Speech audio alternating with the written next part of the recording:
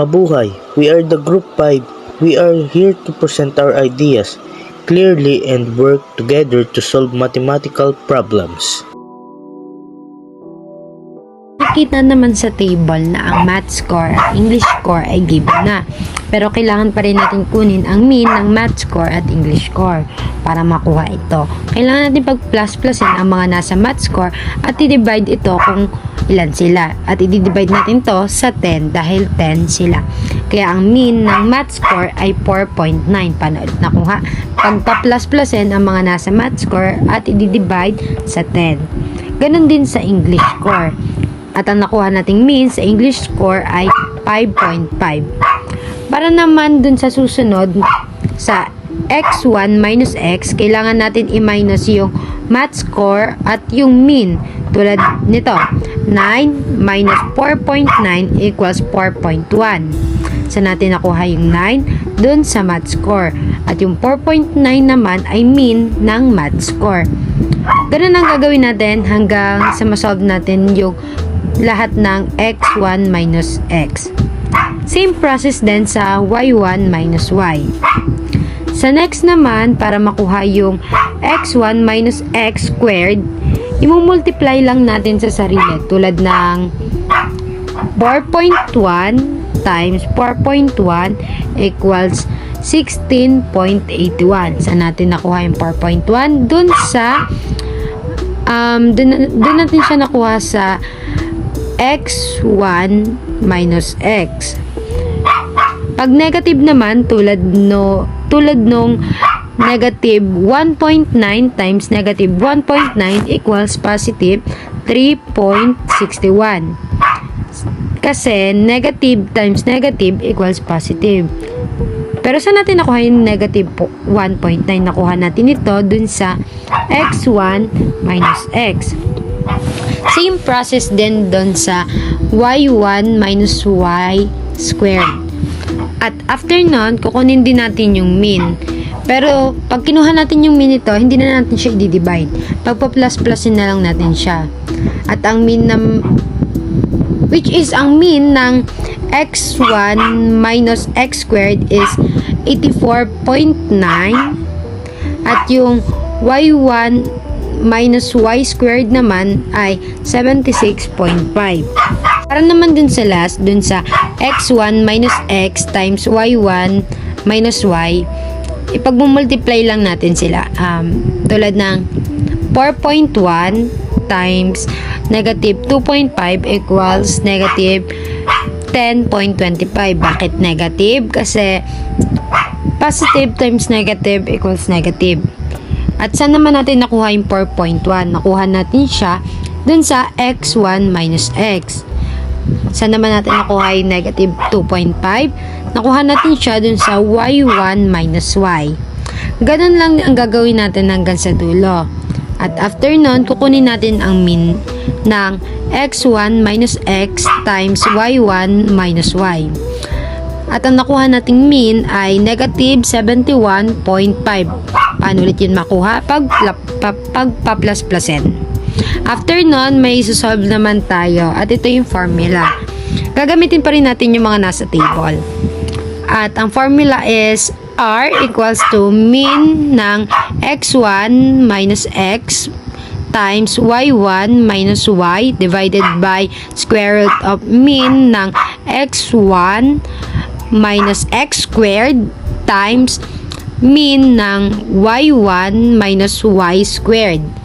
At ang ilalagay naman natin dun sa taas, dun sa x1 minus x times y1 minus y ay yung negative 71.5. Saan natin siya nakuha? Dun sa sinob natin kaninang mean.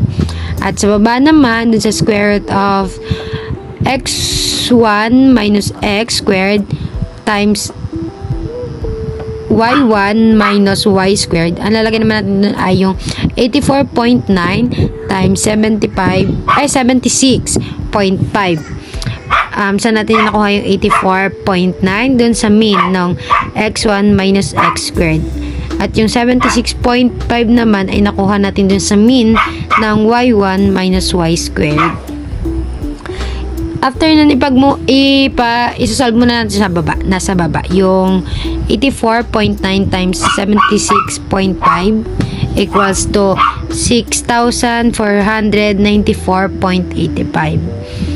2 decimals lang lagi ang kukunin natin, guys. Tapos na solve na natin siya.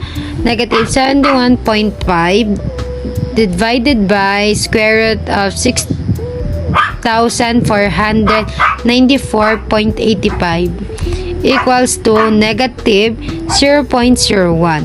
Dahil doon, math and English core have a weak negative correlation. Thank you and mabuhay. Once again, we are Group 5 and we hope you learned something from our presentation. Thank you for listening.